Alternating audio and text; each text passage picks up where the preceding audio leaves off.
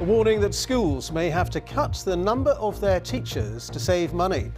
A survey shows head teachers in England believe they'll have to make tough choices on staffing levels because of pressures on their budgets.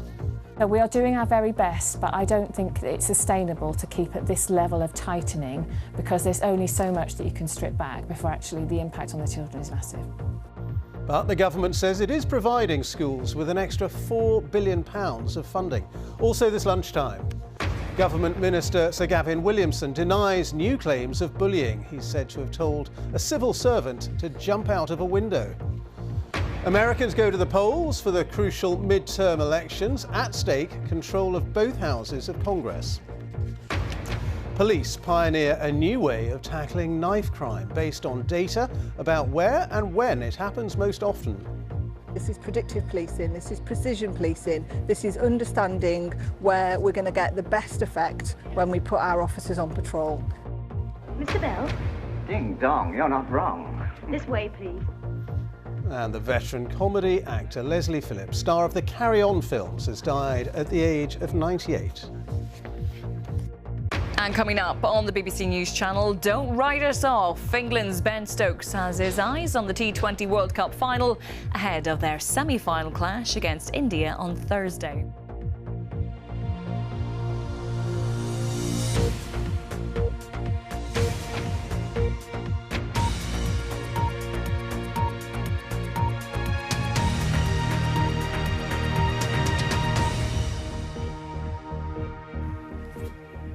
Hello, good afternoon. Many head teachers in England say they may have to cut the number of teaching staff because of pressure on their budgets.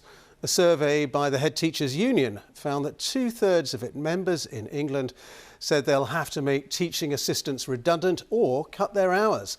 Well, the government says it is giving schools an extra £4 billion worth of funding this year. This report from our education editor, Branwen Jeffries. It's all go for these 4- and 5-year-olds, learning through new experiences. But making the sums add up is getting harder. Some teaching assistants have left and not been replaced. That's because the bills are going up. We are tightening our belts and it gets to a point where how much more can you tighten? We are shopping around as much as we can to make sure that we're getting the best possible deal on milk and paper. But that takes a lot of time and also those prices change. So we are doing our very best, but I don't think it's sustainable to keep at this level of tightening because there's only so much that you can strip back before actually the impact on the children is massive. These are just some of their rising costs. The 5% teachers' pay increase is £90,000 extra. The cost to the school of each meal up from £2.30 to £2.87. The bus for one school trip up from £870 to £1,070. Paper up from £1.95 a box to £3.87. The school won't put up the school meal price. Family budgets are already squeezed. Parents know it's hitting the school too.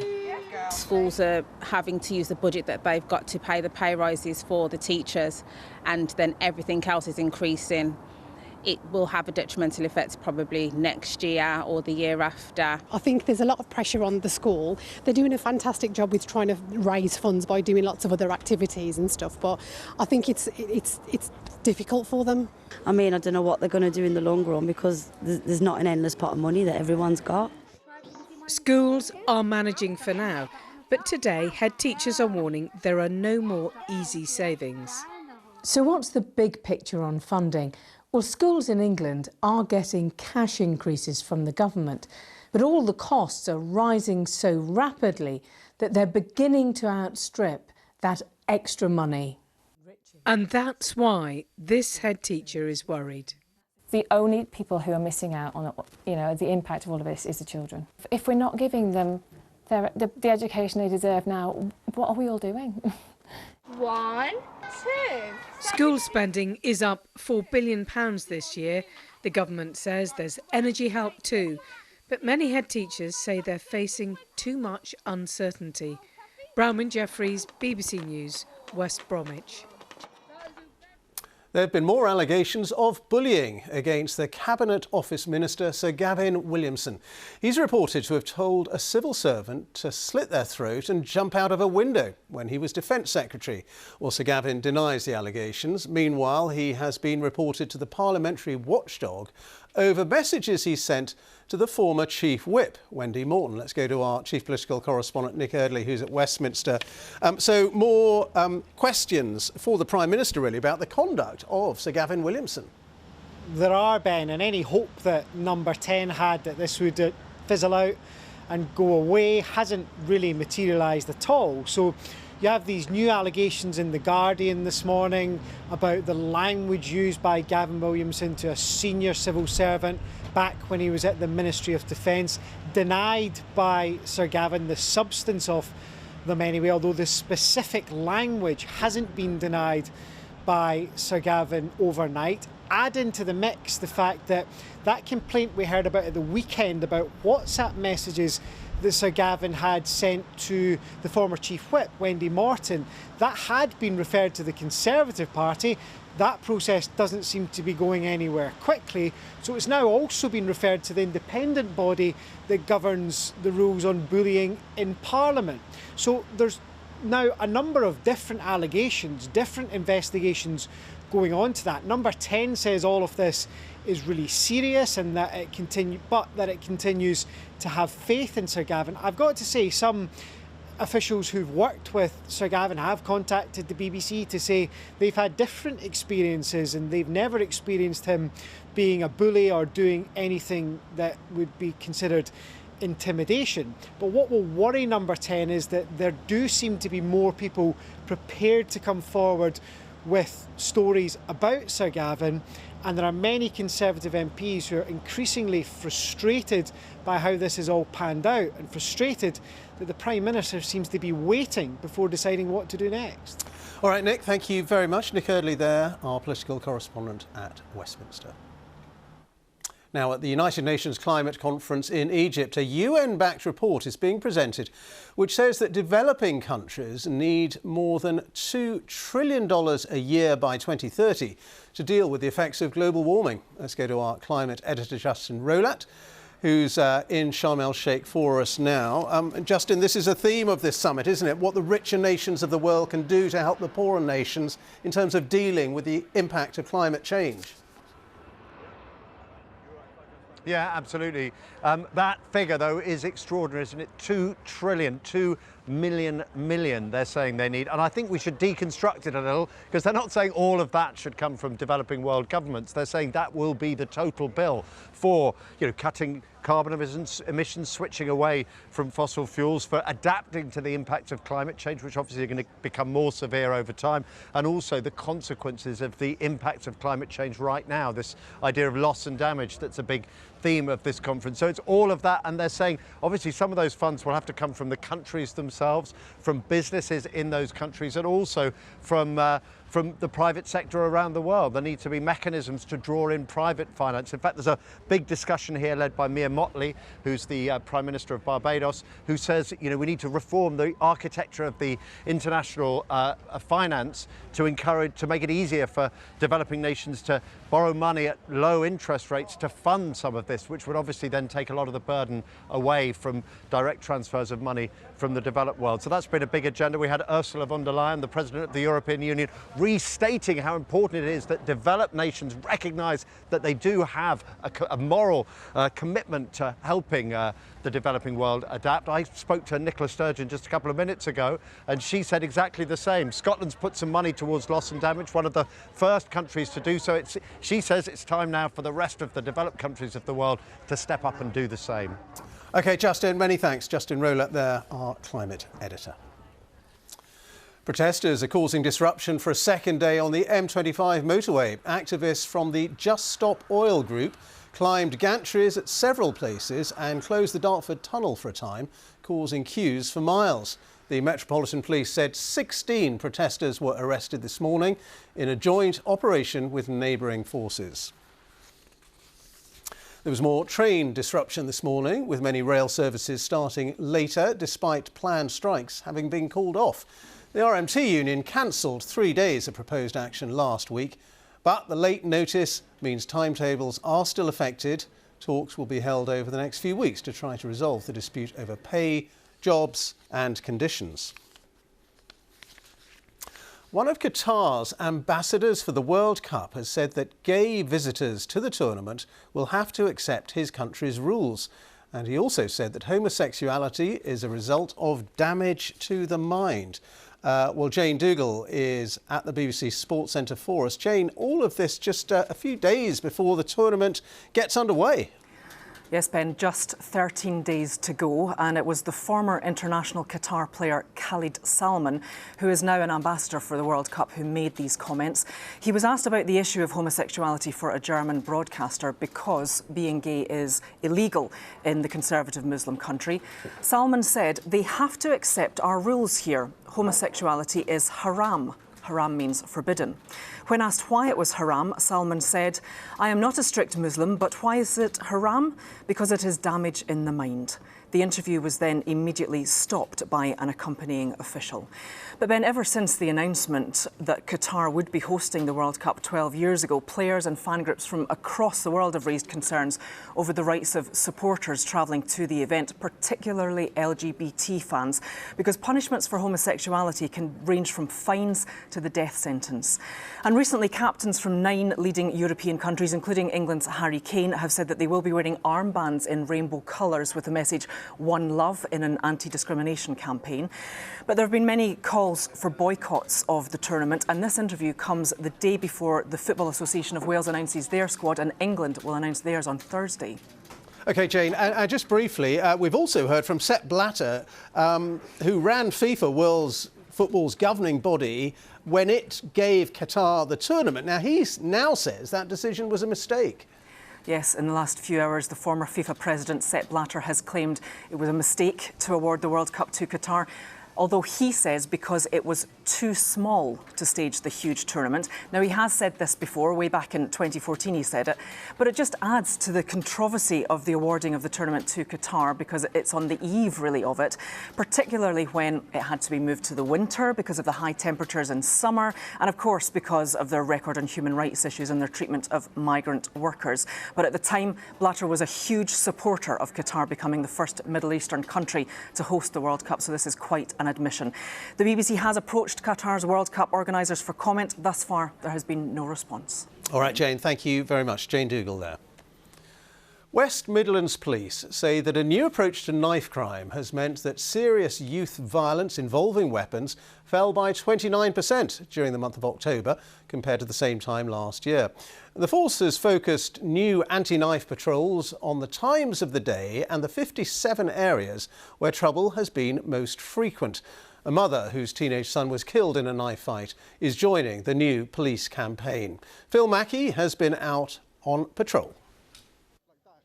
This type of targeted patrol is happening a lot more often in Birmingham. I said you're acting suspiciously, so I'm coming to speak to you. They're taking place in areas where youth violence is a problem. Don't lift it, because I don't need your hands going up and down. So this is the sort of thing they do. Here was a guy who was behaving suspiciously. He tried to get away from them when they tried to talk to him. They've stopped him, searched him, no knife or weapon, but they're still having a conversation with him now. Jack Barry was 19 when he was murdered in a knife fight last year. So we target under 25 violence. This is his mum, Sarah. She wants to help with the new campaign in the hope that more lives like Jack's won't be lost. She's joining a patrol in the city centre where officers are targeting youth violence and knife crime. Jack was killed by an 18-year-old who was jailed for life for murder. But Jack was also carrying a knife that day. It kind of raises the spectre, doesn't it, that your son was killed, but he could equally have been the killer in this. Yes, and I also think, I don't know how I could have coped with that. I mean, I would have done, because I'm his mum, but I would have been mortified, absolutely mortified, had it been the other way. I mean, I still would have, I'd have him back in a heartbeat, but yes, it could so have gone the other way. The new anti-youth violence initiative is taking place in places and at times where young people congregate, often after school and college. They've looked at the data and identified 57 hotspots.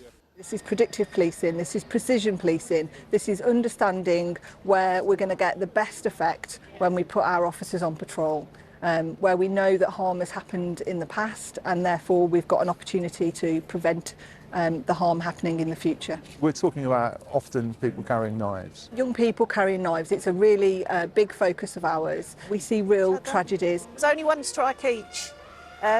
Despite the weather, Sarah's had the chance to talk about her experiences during the patrol. She's agreed to be the face of the new campaign. I still get very upset about it, but I can't change anything, I can't bring him back. So the best I can do is try and make a difference. That's the way I look at it. And I'm doing it for Jack. It's his legacy. Phil Mackey, BBC News, Birmingham. And the time has just gone 1:15. Our top story this lunchtime.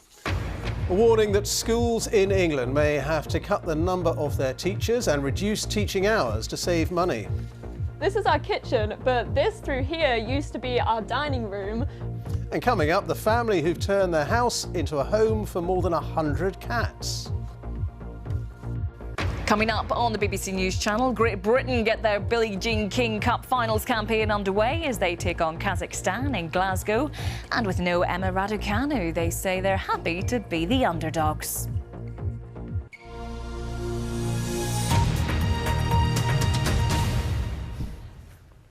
Americans have started voting in the crucial mid-term elections, which will decide who controls the two houses of the US Congress. The House of Representatives is the lower house and the Senate the upper house, which revises legislation. There are 100 senators, each one serves 6-year terms. Well, for the last 2 years, the Democratic Party has controlled both the House and the Senate, allowing President Biden to pass the laws that he wants. But if either the House or the Senate, or both, are controlled by the Republicans, well, the president's agenda is likely to be blocked. Now, the campaign in these elections has been dominated by issues such as the cost of living, abortion rights, immigration and crime. Former President Trump has been campaigning for the Republicans in these elections, and he has made it clear he's very likely to run again for the White House in 2 years' time. Our North America correspondent Nomia Iqbal reports now from Washington. It has the hype and drama of a presidential election. But this isn't about who lives in the White House. It's which party gets to control Congress. For the past 2 years, the Democratic Party has been in charge of both House and Senate, allowing President Biden to pass the laws he wants. That will more or less end if either chambers or both flip to the Republicans. However, at times, you'd be forgiven for thinking it feels like a presidential election, because it hasn't stopped the current president, or the one he beat 2 years ago, from campaigning hard. Democracy's on the ballot. Political violence and intimidation are on the rise all across America. And you remember January 6th, the angry mob that stormed the U.S. Capitol, attacked law enforcement, hunted down elected officials, erected gallows to hang Vice President Pence. Democrats are worried about the hundreds of Republican candidates running in a variety of races. They back Donald Trump's unsubstantiated claim that the 2020 election was stolen. If they win, they could have a huge say on how elections in their state will run in the future. Mr. Trump still can't let his election loss go. The election was rigged and stolen, and now our country is being destroyed. I ran twice, I won twice, and I did much better the second time than I did the first. Getting millions and millions more votes in 2020 than I got in 2016, and likewise getting more votes than any sitting president in the history of our country.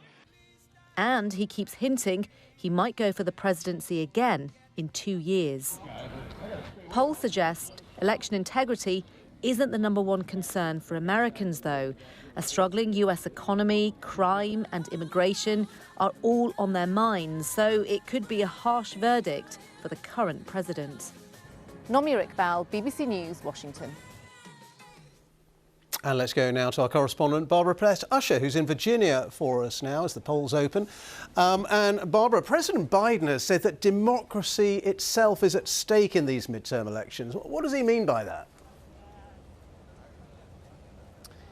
He means the integrity of the election system, because you have a situation where more than half of the Republican candidates at both the state and federal levels have questioned that election system. Many of them have claimed that there was fraud in 2020 and that the presidency was stolen from Donald Trump. And some of these are running for key posts at the state level that handle election results. So the question is, how will they handle election results at the next presidential election, especially if Donald Trump runs again? And then because of all these unsubstantiated claims of fraud, you do have many people now who believe that elections are broken or rigged. And so there's a lot of scrutiny at the polls by activists, including some who are armed. So there's more tension right now. Now, this is the environment that led to the Capitol attack, this kind of environment. I don't think anybody's expecting that level of violence today, if any violence at all. But as I said, there is tension. And then there's that longer-term question. The wind blowing away everything. There's that longer-term question, really, of what happens if people who are campaigning on their intent to deny election results that they disagree with then actually get into office. All right, Barbara, thank you very much. I wonder if the winds of change are blowing through America. Thank you. Barbara Plett-Usher there in Virginia. Now here, NHS England has struck a commercial deal to offer a potentially life-saving drug to more patients with a very aggressive type of breast cancer. Some 1,600 patients with triple-negative breast cancer will be offered the drug, which alongside chemotherapy can help shrink these cancers and stop them spreading. Let's talk to our correspondent Michelle Roberts, who's with me now. How important could this drug be in the treatment of breast cancer? So it really can make a big difference to women who need to undergo this type of treatment. It's been used in trials for a while now, so some people have received it in the UK before, and that shows that if you use it before you have surgery alongside some chemo, it can help shrink down the tumour. So then when you actually need the breast surgery, hopefully you can avoid a full mastectomy, so you can just have the lump removed rather than the whole breast tissue. Also, using it after surgery can help reduce the risk of the cancer returning or spreading elsewhere. OK, Michelle, thank you very much indeed. Michelle Roberts. The veteran actor Leslie Phillips has died at the age of 98. He spent 8 decades in the entertainment industry, and he was known for his roles in the Carry On films and more recently as the voice of the Sorting Hat in the Harry Potter series.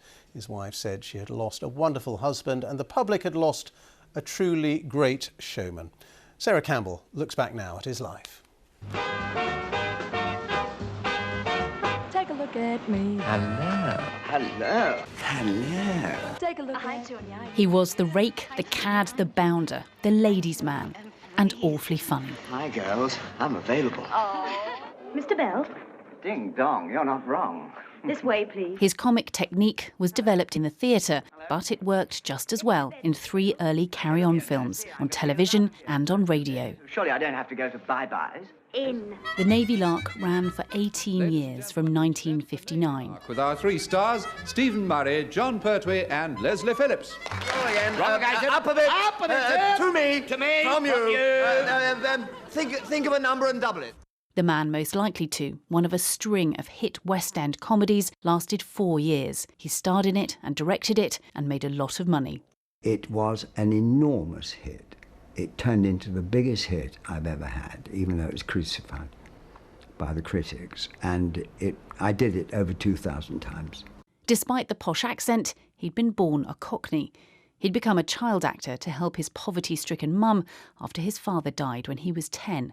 His success reflected his drive as well as his talent. But he felt he'd become typecast. I just seemed to fit those sort of roles.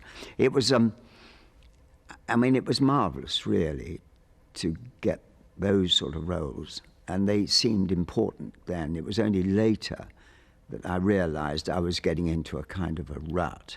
I'm sorry to know that Keno will be losing you. In his mid-50s, Leslie Phillips reinvented himself as a serious actor. If I were in a hole, You'd be the sort of chap I'd turn to. For the next 30 years, he played a succession of character parts and cameo roles. Not so much a hole, let's say more of a crossroads. He was an immensely accomplished actor. Oh, just think of it. A whole week together in separate rooms. But for many, he'll always remain Ding-dong. the outrageous womanizer with a twinkle in his eye. Oh, you sexy beast. All right. The actor Leslie Phillips, who's died at the age of 98. Government payments of £324 to help with the rising cost of living are to be given to 8 million people from today. The money will be transferred directly into the accounts of those on low incomes who receive certain means-tested benefits. Now, with Russia attacking Ukraine's energy infrastructure, people across the country are facing the prospect of a bitter winter without heating and power. But a UK haulage firm is providing a vital lifeline. Its staff have already made several trips to Ukraine and they're about to set off again, as John Maguire now reports. I'm not sure what's underneath me. Don't know how I am up on this bridge. The bridge is gone. This is the moment in the dead of night on a road in Ukraine. Yeah, I ain't getting through that. When Scott Stones realises he can go no further. The bridge he was about to drive across has been blown apart. Since the Russian invasion, he's made 5 journeys, taking aid donated from Norfolk into the war zone. People come up to me and say, why do you do what you do? And if they were to go there and see what I've seen and the people I see, it makes you can't help but be humanitarian towards them, you know, it's compassion. Now he's preparing to head back. It takes a lot to fill a 45-foot trailer, but a regular donation session at a supermarket car park in Swaffham always helps. Yeah, brilliant. Any food's great. That's fantastic. Just some bits of food, tin foods, different things, because I feel so sad for all the poor people. It will be his last trip of the year, so Scott will take shoeboxes filled with Christmas gifts for children. Wow, my goodness, look at all those shoe boxes. That's absolutely amazing. I've spent the weekend making boxes, wrapping. Busy weekend. A network of volunteers has come together to help those still in Ukraine and those who fled the fighting. Just doing whatever we can to help them get on, to become independent, really. She's desperate to go back home, as most Ukrainians are, because it's home. And Tanya, what do you think of the people helping you? I am happy отримувати help. Very happy for the help. Yeah. This is the main room where people bring donations and then we sort them into huge. Various departments, and it's all free. In Durham, they've set up the Ukraine Aid Centre. There's free clothing for families, advice from the county council about schools, doctors, benefits, and a chance for those a long way from home to meet up. Via a translator, Oksana tells me she's been overwhelmed by the kindness of strangers here. Sorry. Her friend says she had no choice but to leave when the bombing started. Few here realised when the invasion started that 9 months later the need would be as urgent as ever. But while that need remains, there are many here who are prepared to help in whatever way they can. Our correspondent John Maguire reporting there. Now, a family which started taking in stray cats last year say they now have more than 100 of them and they need help finding them new homes. The Lewis family sold their business, their car, even their wedding rings to fund their cat rescue mission. Our correspondent Anjana Gadgil reports. You going out? Come on, Shani! I have about 30 litter trays in the house and about 40 cat trees in the house. So, yes, it's their house, not ours anymore. Tina Lewis started fostering cats during the first lockdown, but her feline family keeps expanding. You know, a month ago I had 47 cats, and now I have 103 cats. I've got 5 pregnant mums, and we know that by the end of November I will probably have 200 cats here. The new arrivals have made themselves at home. Even Tina's bedroom's now being used for cat naps. I told my husband I needed to bring them in, and he asked the question, where are they going? And it was our bedroom, and that's we moved out of our bedroom. When the cat's awake, it's time to play. Through the bedroom cat flap and down a specially constructed catwalk on the side of the house. The family are now working as a registered animal rescue charity. So many mouths to feed comes at a cost. We've sold a property, we've sold our car, we've sold even my wedding ring, just to get money for the place. But we have nothing else to actually sell. Tina's husband Mark is also now a cat convert. He'll never claw back control from this colony of cats. And Jana Gadgil, BBC News.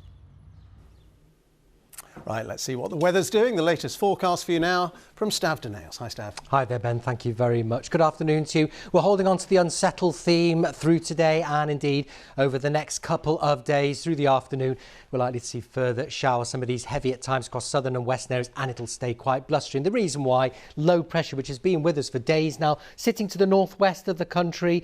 You can see lots of isobars on the charts driving these showers in. Some of the heaviest ones we can expect, like we've seen in the last hour or so, affecting more southern counties of England towards the southwest, Wales, some of them running up the Irish Sea and towards northwest England, southwest Scotland as well. So these areas of showers will push their way northwards and eastwards, forming bands, some of them heavy, some rumbles of thunder. In between, some good spells of sunshine around, and the wind's still quite a feature out there. Temperatures 12 to 15 to 16 degrees. That's very mild for the time of year. And as we head through this evening, overnight, the showers continue to rattle through on a fairly brisk southwesterly wind. As the night wears on, though, the winds will tend to ease down somewhat, and the shower activity eases through central and eastern areas, but still going across the south and the west. Again, some of them could be quite heavy. Temperatures 4 to 11 degrees, so nowhere particularly cold because of the strength of the breeze and the showers which will be coming through. Wednesday then, probably fewer showers around for much of the country, with the low pressure system sitting to the northwest of Scotland. It's the Highlands and Islands